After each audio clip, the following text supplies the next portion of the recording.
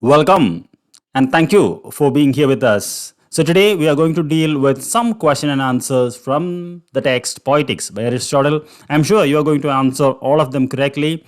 And if you don't know us, we provide coaching and the rules remain the same.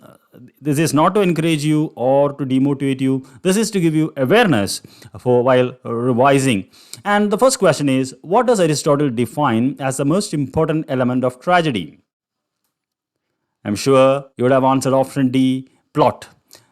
According to Aristotle, what is the purpose of tragedy? Yes, you're right. It's option B, to evoke emotions and produce catharsis in the audience. Third question, which of the following is not one of the three unities that Aristotle believes are necessary for a successful tragedy? Yes, you got it. It's character.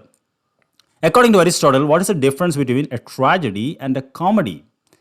Tragedies have sad endings while comedies have happy endings. Tragedies are based on historical events while comedies are fictional. Tragedies have more complex plot than comedies. Tragedies inspire pity and fear while comedies inspire laughter. Yes, you got it. It's option D. Tragedies inspire pity and fear while comedies inspire laughter.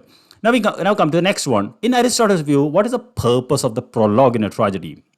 Is it to introduce main characters? Is it to establish setting, to explain the plot, or to set the tone of the play? It is option D, to set the tone of the play. It is in the 12th chapter Aristotle speaks about prologue, and that is the answer. Next one. According to Aristotle, what is the role of the tragic hero in a tragedy? Is it to embody the virtues and ideals of society? Is it to serve as a cautionary example of what happens when one strays from the path of righteousness? Is it to represent the forces of good in the face of overwhelming evil, or to suffer a tragic downfall due to the fatal flaw in their character? I know you got the answer. It is option D, to suffer a tragic fall due to a fatal flaw in their character. Now coming to the next one. According to Aristotle, what is the difference between tragedy and epic poetry?